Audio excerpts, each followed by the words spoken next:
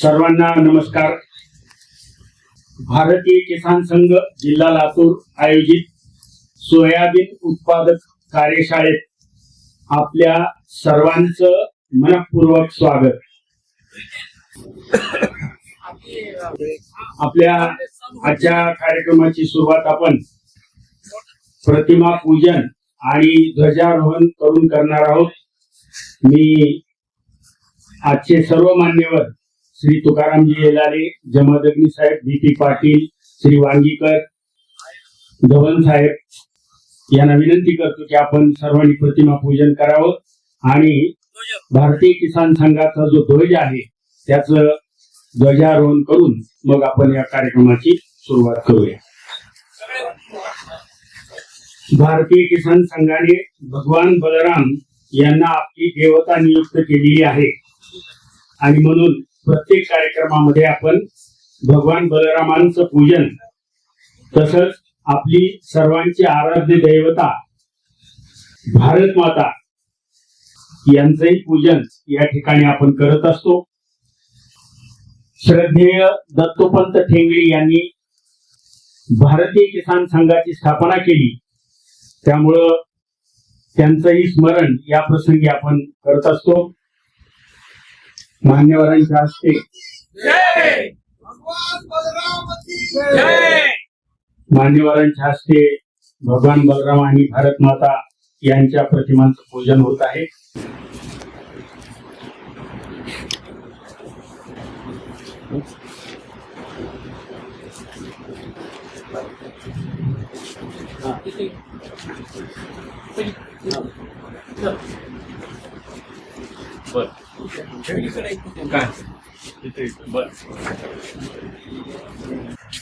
मी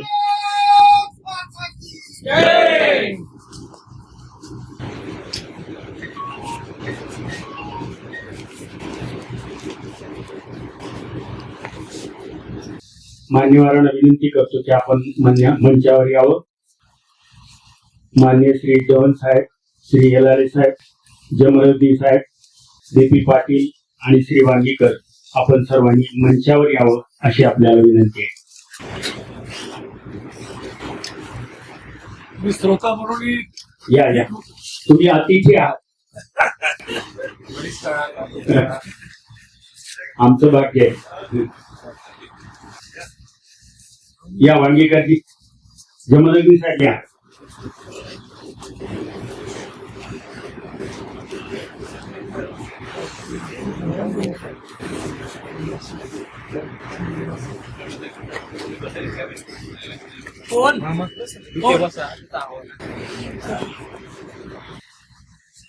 भारतीय किसान संघ लातूर जिल्हा आयोजित सोयाबीन उत्पादन कार्यशाळेत मी विलास आराध्ये, कार्यालय मंत्री, भारतीय किसान संघ जिल्हा लातूर आपल्या सर्वांचं तसेच मंचावरील सर्व मान्य अध्यक्ष श्री तुकारामजी येलाले, आजचे प्रमुख पाहुणे doctor Balkrishna Jamadagni, doctor BP Patil आणि श्री धवन साहेब तसेच श्री वांगीकर आणि या कार्यशाळेसाठी जमलेल्या सर्व शेतकरी बंधू भगिनींचं मनपूर्वक स्वागत करतो.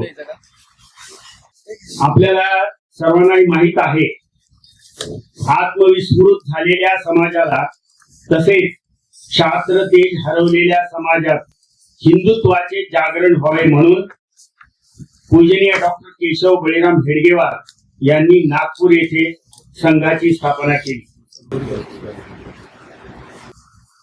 श्री देशमुख साहेब आपण मंचावर या. नागपूर या ठिकाणी राष्ट्रीय स्वयंसेवक संघाची स्थापना 1925 साली केली. हळूहळू संघाचं काम सर्व क्षेत्रात सुरू झालं. क्षेत्र कुठेही रिक्त राहिले हे आता होणे नाही.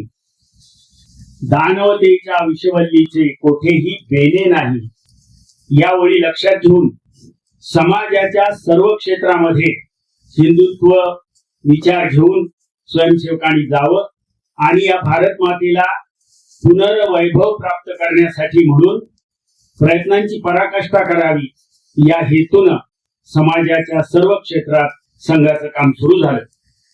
1978 सालापर्यंत शेती क्षेत्र मात्र अस्पृश्य होतं, परंतु त्यावेळेसचे प्रचारक श्रद्धेय दत्तोपंत ठेंगडी, ज्यांची प्रतिमा आपल्या समोर इथं आहे खुर्चीवर, त्यांनी 4 मार्च 1979 रोजी दसरा मैदान कोटा राजस्थान या ठिकाणी भारतीय किसान संघाची स्थापना केली.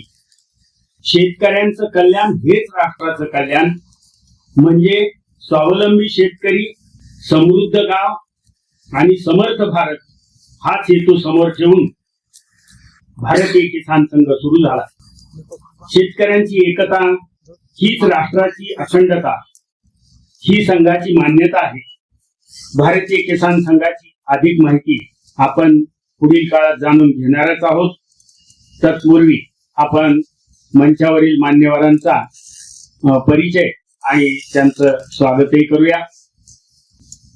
आजच्या कार्यक्रमाचे सन्माननीय अध्यक्ष श्री तुकारामजी येलाले, भारतीय किसान संघ लातूर जिल्ह्याचे ते अध्यक्ष आहेत. प्रथित यश शेतकरी आहेत. तळणी तालुका रेणापूर जिल्हा लातूर या गावचे ते रहिवासी आहेत. द्राक्ष उत्पादक संघ आणि त्या संघाच्या अंतर्गत जेवढे शेतकरी आहेत त्यांचं कल्याण कसं होईल, त्यापासून कुणा नुकसानीला कुणाला तोंड द्यावं लागणार नाही यासाठी ते अहर्निश प्रयत्नशील असतात. त्यांचं स्वागत करण्याची विनंती मी श्री सतीश देशपांडे यांना करतो. सतीश देशपांडे हे भारतीय किसान संघ लातूर जिल्ह्याचे माननीय जिल्हा मंत्री आहेत. श्री सतीशजी देशपांडे.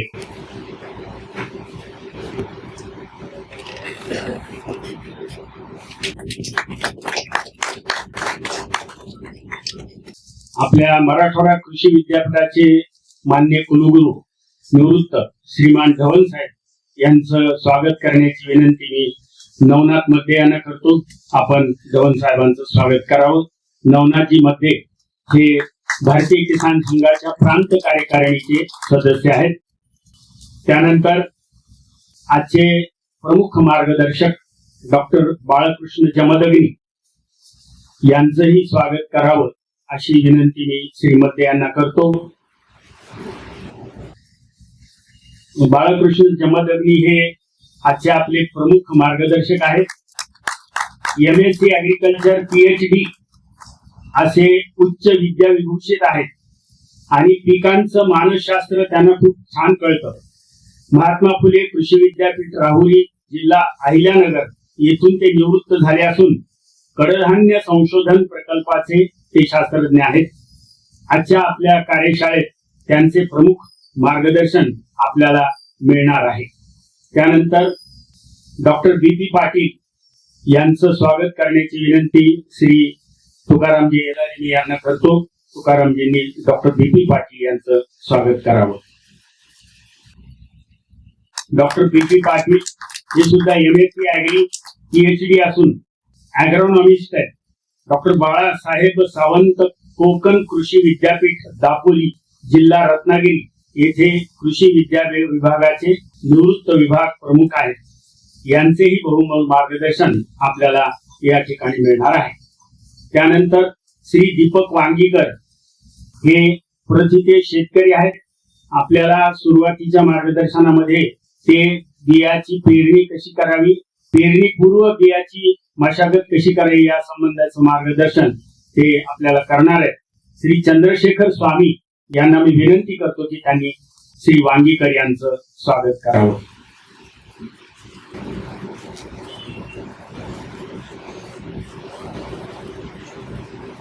तसेच मंचावर श्री देशमुख साहेब उपस्थित आहेत, त्यांचंही स्वागत श्री स्वामी यांनी करावं अशी मी त्यांना विनंती करतो.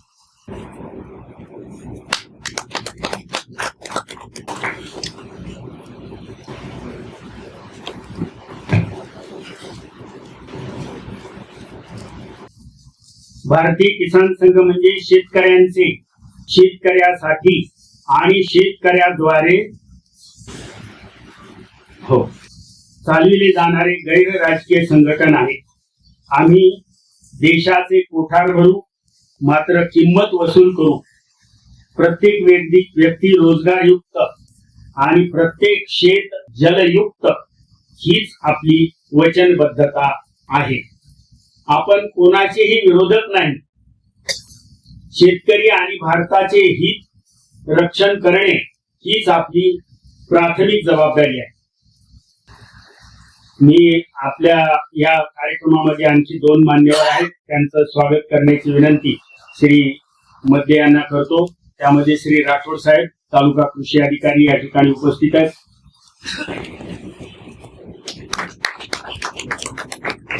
आणि श्री क्षीरसागर साहेब, पशुसंवर्धन विकासाचे अधिकारी आहेत, त्यांचंही स्वागत करण्याची विनंती सतीश देशपांडे यांना करतो. आपल्या आजच्या या कार्यक्रमाचं प्रास्ताविक करावं अशी विनंती मी अध्यक्ष श्री तुकारामजी येलारी यांना करतो. धन्यवाद साहेब. आजचा आपला जो कार्यक्रम आहे तो त्याची छोटीशी रूपरेषा आपल्या समोर सांगतो, म्हणजे कोणत्या क्रमानं कार्यक्रम पुढे जाणार आहे. आता सुरुवात झालेली आहे. 5 मिनिटांमध्ये राठोड साहेब, यानंतर तालुका कृषी अधिकारी लातूर तालुक्याचं सोयाबीन पिकाच्या संदर्भातलं काय नियोजन आहे ते आपल्या समोर मांडतील. त्यानंतर आपले शास्त्रज्ञ आपल्याला या सोयाबीन पिकाच्या संदर्भातली सगळी माहिती देतील. त्यानंतर प्रश्नोत्तर होतील. हे सगळं ऐकल्यानंतर आपल्या मनात काही प्रश्न उद्भवले तरी 4-5 प्रातिनिधिक प्रश्न आपण घेऊ आणि काही उरलेच तर आणखी कार्यक्रमानंतर आपल्याला प्रश्न घेता येतील. त्यानंतर आगामी कार्यक्रमाची माहिती इथून देण्यात येईल. आभार प्रदर्शन होईल. पसायदानानं कार्यक्रमाची सांगता होईल. आपल्या सर्वांसाठी स्नेहभोजनाची व्यवस्था या ठिकाणी केलेली आहे. कार्यक्रम संपल्यानंतर भोजन घेऊनच आपण या ठिकाणाहून प्रस्थान करायचं आहे. यानंतर राठोड साहेबांना विनंती करतो की त्यांनी 5 मिनिटांमध्ये या लातूर तालुक्यातलं सोयाबीन पिकाच्या संदर्भातलं नियोजन आपण सादर करावं. धन्यवाद. यानंतर श्री साहेब यांना विनंती करतो की त्यांनी आपलं मनोगत 5 मिनिटांमध्ये व्यक्त करावं. ते सहाय्यक आयुक्त दुग्ध व्यवसाय पंचायत समिती लातूर या ठिकाणी कार्यरत आहे. धन्यवाद साहेब. पशुसंवर्धन विभागाच्या शेतकऱ्यांसाठी असलेल्या योजना आपण सर्वांसमोर ठेवल्यात. मनपूर्वक धन्यवाद. यानंतर श्री दीपकजी वांगीकर यांना विनंती करतो की त्यांनी आपलं मनोगत आणि प्रात्यक्षिक या ठिकाणी मांडावं. धन्यवाद वांगीकर साहेब. आपण बीज प्रक्रिया आणि उगवण क्षमता वाढण्यासाठी म्हणून अतिशय सुंदर मार्गदर्शन केलं. यानंतर डॉक्टर बाळकृष्ण जमदग्नी सर यांना विनंती करतो की त्यांनी आपल्याला सखोल मार्गदर्शन करावं. धन्यवाद डॉक्टर साहेब. आपल्या सोया संजीवनीच्या संदर्भात अतिशय सुंदर अशी माहिती आपण आम्हाला दिली. सोयाबीनचे शुक्राचार्य असं आपण त्यांना म्हणलं तर फार वावगं होणार नाही. यानंतर डॉक्टर BP पाटील यांना विनंती करतो की त्यांनी आपलं मार्गदर्शन समोर ठेवावं. धन्यवाद डॉक्टर साहेब. अतिशय सुंदर विवेचन आपण या ठिकाणी केलं. यानंतर अशोकजी ढवण साहेबांना विनंती करतो की 2-3 मिनिटांमध्ये आपण आपलं मनोगत व्यक्त करावं. 5 मिनिट. ठीक. धन्यवाद साहेब. सोयाबीनच्या वाढीसाठी काय काय करता येईल याचं अतिशय सुरेख असं मार्गदर्शन आपण केलं. मनपूर्वक धन्यवाद. यानंतर वनिता ॲग्रो केमिकल्स सांगली यांनी समोर स्टॉल लावलेला आहे. त्या संदर्भामध्ये श्री विशाल ढेकळे हे आपलं मनोगत या ठिकाणी व्यक्त करतील. श्री विशाल ढेकळे. त्यानंतर पुढच्या 10 मिनिटांमध्ये आपला हा कार्यक्रम संपणार आहे. विशाल ढेकळे. धन्यवाद विशाल ढेकळेजी. अत्यंत समर्पक शब्दामध्ये आपण वनिता ॲग्रो केमिकलची वाटचाल आणि त्यातून शेतकऱ्यांना मिळणारी खतं आणि औषधं याबद्दलची सुंदर माहिती दिली. मी मान्यवरांना विनंती करतो की आपण मंचावर विराजमान व्हावं.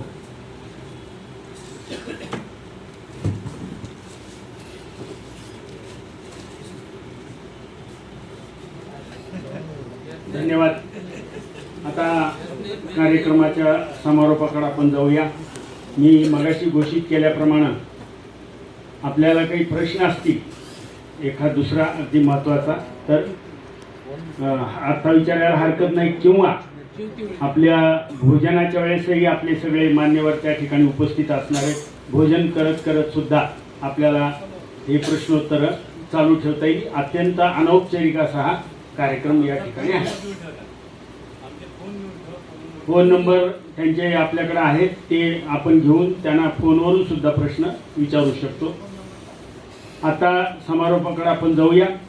दोनच महत्त्वाचे कार्यक्रम राहील. आभार प्रदर्शन होईल आणि त्यानंतर ध्वजावतरण होऊन पसायदान होऊन कार्यक्रम संपेल. तत्पूर्वी आगामी काही कार्यक्रम भारतीय किसान संघाच्या वतीने जे घेतले जाणार त्याची थोडीशी माहिती आपल्याला मी देतो. शेतकरी सुखी आणि समृद्ध व्हावा म्हणून त्याच्या डोळ्यातले अश्रू पुसले जावेत आणि आपण जे काम करतो ते राष्ट्राशी निगडीत, राष्ट्रनिष्ठेशी निगडीत आहे की नाही हे ध्येय समोर ठेवून केलं जावं म्हणून या संघटनेची वाटचाल सुरू आहे. स्थापनेनंतर गेल्या 46 वर्षात ही संघटना काश्मीरपासून कन्याकुमारीपर्यंत आणि अटकपासून कटकपर्यंत असा तिचा विस्तार झालेला आहे. काही कारणामुळं आपल्या लातूर जिल्ह्यात म्हणावा तेवढा प्रसार या संघटनेचा होऊ शकला नाही, कारण त्याच्यासाठी वेळ देणारे जे कार्यकर्ते आहेत त्यांची थोडीशी चणचण आपल्याकडे आहे आणि त्यामुळं थोडासा प्रसार कमी झाला. पण त्यामुळं जे काही कार्यकर्ते काम करतात ते कुठल्या पद्धतीने नाउमेद झालेले नाही आहेत. वेगवेगळे कार्यक्रम उपक्रम घेऊन सातत्याने शेतकऱ्यांपर्यंत पोहोचणं हे भारतीय किसान संघाचं कर्तव्य आहे आणि ते आम्ही पार पाडतो आहोत. या कार्यशाळेचा तोही एक उद्देश आहे. आपल्या या कार्यशाळेमध्ये सोयाबीन उत्पादक शेतकऱ्यांच्या ओठावर असलेलं हसू वाढावं आणि डोळ्यातले अश्रू कमी व्हावेत, ती वेदना कमी व्हावी, हाही एक आपण या ठिकाणी प्रयत्न केला. आपल्याला माहिती आहे की सोयाबीन पेरलं तर ते नीट उगवेल का नाही इथपासून ते उगवून आपल्या हातात धान्य आलं आणि आता त्याचे पैसे आपल्या हातात पदरात पडणार आहेत. मग ते 4000 क्विंटल मिळेल का 4200 का, आणि आता तर 7200 पर्यंतचा भाव. म्हणजे किती वाट पाहावी लागते, किती अनिश्चितता या सगळ्यामध्ये आहे हे सगळे शेतकरी आपण असल्यामुळं आपल्याला माहिती आहे. तर हे सगळं अनिश्चिततेचं सावट दूर व्हावं आणि आपल्याला काहीतरी निश्चित दिशा मिळावी या उद्देशानं आपण या भारतीय किसान संघाच्या वतीने या कार्यक्रमाचं आयोजन केलं होतं. आगामी काळामध्ये 1-2 कार्यक्रम असे आहेत की आता 7 जूनला किंवा 8 जूनला मृग नक्षत्र निघेल, तर त्या दिवशी आपण सर्व शेतकऱ्यांनी आपल्या या बीजाचं पूजन करावं. ते सामुदायिक करावं. अगदी सोयाबीनच्या बिया असतील, तूर असेल, मूग असेल, जे जे काही आपण शेतात पेरणार असू त्याचे थोडे धान्य घेऊन आपापल्या गावामध्ये सामूहिक रीतीनं मंदिरात किंवा अन्य एखाद्या सार्वजनिक ठिकाणी सगळ्यांनी एकत्र यावं आणि सगळ्यांनी मिळून त्याचं पूजन करावं. आपली भारतीय संस्कृती ही सर्व पूजक आहे. अगदी पोळ्याच्या दिवशी आपण आपल्या बैलाचं पण पूजन करतो, तसं ज्या बियाच्या सगळ्या या ह्याच्या पेरणीनंतर ज्याच्यावर आपण सगळ्या आशा ठेवून असतो अशा बियाचं पूजन करावं अशी एक विनंती मी केलेली आहे. 7 किंवा 8 जून मृग नक्षत्र ज्या दिवशी निघेल त्या दिवशी हे पूजन व्हावं, सामुदायिक व्हावं. त्याचे फोटो काढावे आणि या ठिकाणी जे समोर लावलेले नंबर त्याच्यापैकी कुठल्याही नंबरवर आपण तो फोटो पाठवावा, म्हणजे आपल्याला ते केंद्रापर्यंत पोहोचते करता येईल. दर 3 वर्षानंतर भारतीय किसान संघाची सदस्य नोंदणी होत असते. सदस्य शुल्क किती आहे हा सुनील सांगितल्यावर 10 रुपये फक्त, आणि एकदा 10 रुपये भरले की 3 वर्ष आपण त्याचे सदस्य राहतो. म्हणजे गंमत वाटण्यासारखी गोष्ट. 10 रुपये फक्त. हो, कारण किसान संघाला कुठलाही पैसा उभाही करायचा नाही आणि लुबाडायचं तर नाहीच नाही. कार्यक्रमापुरता पैसा उभा केला, कार्यक्रम संपला की संपलं. म्हणून ही सदस्यता आपण स्वीकारली तर भारतीय किसान संघ काय काय करतो ते सगळं आपल्याला त्या ठिकाणी कळेल. तर पुढच्या वर्षी 27 साली ही सदस्यता आहे. जेव्हा त्या नोंदणीसाठी आपल्याकडे कार्यकर्ते येतील तेव्हा आपण सगळ्यांनी त्याची नोंदणी करून घ्यावी. आता काही लातूर जिल्ह्याच्या संदर्भातल्या शेतकऱ्यांचे जे प्रश्न आहेत ते सुरुवातीला अध्यक्षांनी मांडले की जसं वन्य प्राण्यांचा त्रास आहे, हरणांचा असेल, डुकरांचा असेल, किंवा मला जाण्यासाठी रस्ता मिळत नाही आहे तो असेल, असे अनेक प्रश्न घेऊन आपण आंदोलन करतो आहोत. काही केलेली आहेत आणि काही पुढच्या काळात करायची पण आहे. तर ह्या सगळ्यामध्ये ज्या वेळेला आपल्यापर्यंत असा संदेश येईल की आता पुढच्या काळात हे आहे तेव्हा आपण त्याला योग्य पद्धतीनं प्रतिसाद द्यावा. ही संघटना गेल्या 46 वर्षामध्ये अशी वाढ झाली तिची. त्याचं कारण की ऋषितुल्य व्यक्तिमत्व या संघटनेच्या कामामध्ये लागलं. श्रीरंग देवबा लाड किंवा दादा लाड म्हणून जे आपले संघटन मंत्री आहेत या भारतीय किसान संघाचे, ते आपल्या शेजारच्या जिल्ह्यातले म्हणजे परभणी जिल्ह्यातल्या माळसोना गावचे रहिवासी आहेत आणि गेल्या 50 वर्षापासून ते संघाचे प्रचारक आहेत, राष्ट्रीय स्वयंसेवक संघ. पण संघाने त्यांना सांगितलं की तुम्ही किसान संघासाठी की शेतकऱ्यांसाठी काम करा आणि म्हणून ते किसान संघाचे संघटन मंत्री झाले. गेले 50 वर्ष अहोरात्र देशभर प्रवास करून ते शेतकऱ्याचं उत्पादन कसं वाढेल याच्यासाठी प्रयत्न करतात. कापूस उत्पादक शेतकरी आहेत, ज्वारी उत्पादक शेतकरी आहेत, तर त्या कापसाचंही उत्पादन कसं वाढेल. 5-6 क्विंटल एका एकरात होणारा कापूस 22 क्विंटल पर्यंत त्यांनी उत्पादन घेऊन दाखवलं. आणि ज्वारीचंही तसंच, जिथं 4-5 क्विंटल ज्वारी एका एकरात होत असेल तर तिथं 15-16 क्विंटल ज्वारी घेऊन दाखवली. त्याच्यासाठी आवश्यक ते संशोधन त्यांनी पूर्ण केलं आणि या त्यांच्या संशोधनाबद्दल केंद्र सरकारनं परवाच्या फेब्रुवारी महिन्यामध्ये त्यांना पद्मश्री हा किताब जाहीर केला आणि त्याचं वितरणही परवा 25 मेला त्यांना दिल्लीमध्ये झालं. म्हणून आपल्याला जे शेतकरी मेळावे घ्यायचे होते त्याचं वेळापत्रक बदलावं लागलं, नाहीतर खूप मोठी तयारी आपण शेतकरी मेळावे घेण्याची केली होती. ते शेतकरी मेळावे थोडे पुढे ढकललेले आहेत आपण, ते आपण स्थगित केलेले नाहीत, रद्दही केलेले नाहीत. येणाऱ्या 25 जून पासून 30 जून पर्यंत हे शेतकरी मेळावे आपल्या लातूर जिल्ह्यामध्ये होतील. त्यांची ठिकाणं, तारखा, वेळा आणि कुठं कसं होणार त्याचं सगळं विस्तृत विवरण पुढच्या काळात आपल्यापर्यंत प्राप्त होईल. आपण फक्त लक्ष ठेवून राहायचं की हा मेळावा कुठं होणार आहे, मला जवळ कोणतं ठिकाण पडेल आणि मी या मेळाव्यासाठी नक्की जाईल. एक शंका मागाशी मला कोणीतरी बोलून दाखवली की अरे म्हणले आता काय 7 जूनला पेरणी सुरू होईल वगैरे, शेतकरी पेरणीत गुंततील. म्हणलं मेळाव्यासाठी 1 दिवस सुद्धा द्यायची गरज नाही, 1-2-3 तास आलात की तुमचा मेळावा संपन्न झाला. आपल्या घरापासून निघून मेळाव्यापर्यंत पोहोचणे, मेळाव्यात पूर्ण काय तास, 1.5 तास, 2 तासाचा मेळाव्यात सहभागी होणे, काय अल्पाहार भोजन असेल ते घेणे आणि जाणे, एवढाच वेळ आपला घेतला जाणार आहे. त्यामुळे त्या बाबतीत आपण निश्चित राहावं. पण जून महिन्यात होणारे हे मेळावे आपल्यासाठी निश्चितपणे लाभदायक ठरणार आहेत.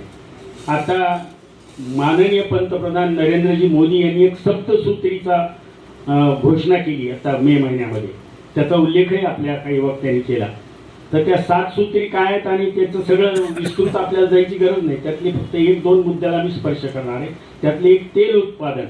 आपल्या देशामध्ये जे खाद्यतेल आहे त्याचं उत्पादन कमी होतं, त्याची आयात करावी लागते. आपण पेट्रोल डिझेल वापरतो त्याही तेलाची आयात करावी लागते. तर त्यांनी असं आवाहन केले की हे तुम्ही सगळं कशा पद्धतीनं वापरा.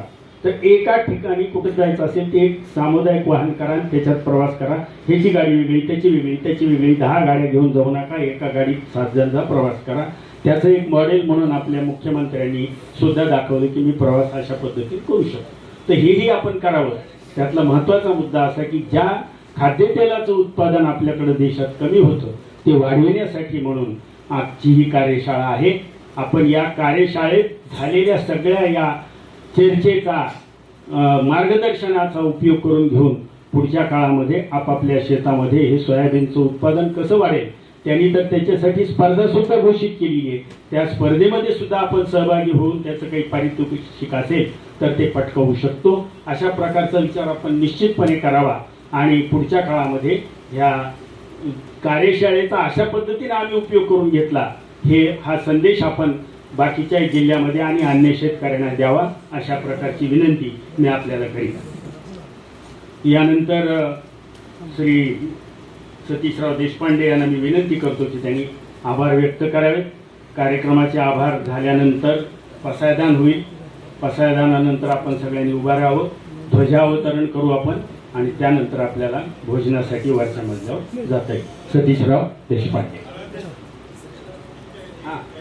हे आता ज्या किटबद्दल माहिती दिली त्या किटचे खूप कमी म्हणजे 4च माझ्यासमोर दिसत आहेत. 900 रुपये त्याची किंमत आहे. ज्यांना आता घेणं शक्य आहे त्यांनी ते लगेच घ्यावेत. ज्यांना आता घेता येईल नाही त्यांनी त्यांचा नंबर वांगीकरांकडून घ्यावा. आपल्याला ते पोस्टानं किंवा अन्य मार्गाने सुद्धा कुरिअरनं ती मिळण्याची सुव्यवस्था होईल. अच्छा,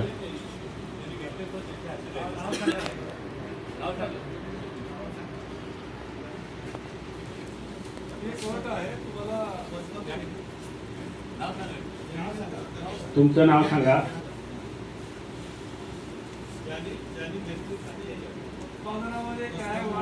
ज्यांना आता लगेच घ्यायचे त्यांना मान्यवरांच्या हस्ते तिकीट आपण लगेच देऊया. सुरुवात पण झाली आहे त्याची.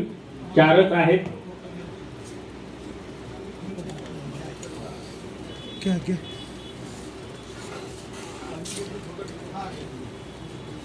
कुरिअरनं किंवा पोस्टानं मागवलं तर त्याचं थोडेसे चार्जेस अधिक पडतील, पण इथं घेतलं तर ते 900 रुपयाला उपलब्ध आहे.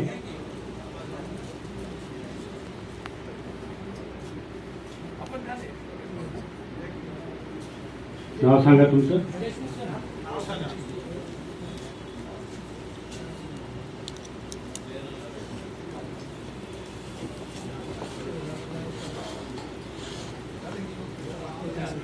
संदीप सर.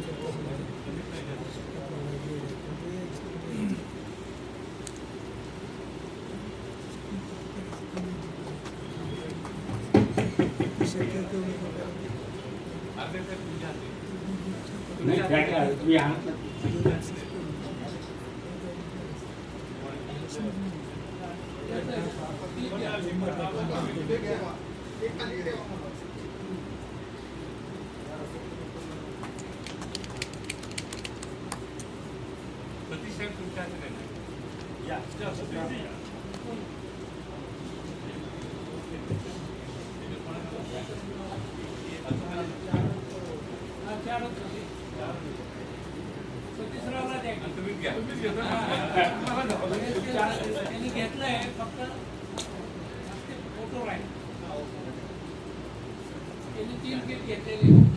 पाच किट होते. 5च्या 5 किट संपलेले आहेत. मनपूर्वक धन्यवाद. सतीशराव ऋणनिर्देश करा आणि मग आपण प्रसादानाने कार्यक्रमाची सांगता करू. आगामी काळात भारतीय किसान संघाच्या कामाचं चांगलं स्वरूप उभं राहण्यासाठी आपल्या सगळ्यांचं सहकार्य अपेक्षित आहे. इथं जी समिती गठीत होते, प्रत्येक गावागावात ही समिती गठीत होऊ शकते. त्या ग्राम समित्याने आपापलं गठन करून मग ती तालुक्याशी जिल्ह्याशी जोडावी आणि अशा रीतीने जी एक साखळी उभी राहील त्यातून आपले प्रश्न आपण निश्चितपणे सोडवू शकू. अनेक जण असं म्हणतात की भारतीय जनता पक्षाचं केंद्रात सरकार आहे, महाराष्ट्रात सरकार आहे आणि भारतीय किसान संघाचंच अपत्य तेही हे संघाचं हे आहे. पण हे 2 अपत्यात तुम्ही तुमच्याच सरकार विरुद्ध कसं काय उपोषण करणार, मोर्चे काढणार वगैरे. इथं ही संघटना पूर्णपणे गैर राजकीय आहे. त्यामुळं शासन कुणाचं आहे, भाजपचं आहे का काँग्रेस का कम्युनिस्ट ह्याचा काही संबंध नाही. इथं फक्त आणि फक्त शेतकऱ्यांच्या समस्या सोडवण्यासाठीचे प्रयत्न होतात. ही बाब लक्षात घेऊन आपण आगामी काळात या संघटनेचं काहीतरी दायित्व घेण्यासाठी म्हणूनचे प्रयत्न करावेत. सर्वांना मनपूर्वक धन्यवाद. एकदा आता आपण प्रसाधन म्हणूया. चला सर्वजण मिळून झाल्यावर बरोबर सुरुवात करतो माझ्यासोबत म्हणा. आता विश्वात्मके देवी ये भाग्यज्ञे तोषावे तोषो निमद द्यावे पसायता नहे. जे खळांची व्यंकटी सांडो तया सत्कर्मी रती वाढो. भूता परस्परे जडो मैत्र जीवांचे दुरितांचे तिमिर जावो. विश्वस्त धर्म सूर्ये पाहो जो जे वांछील तो ते लाहो. प्राणी जात वर्षत सकळ मंगळी ईश्वर निष्ठांची मांदी आली. अनवरत भूमंडळी भेट तू भूता. चला कल्पतरूंचे आरव चेतना चिंतामणीचे गाव.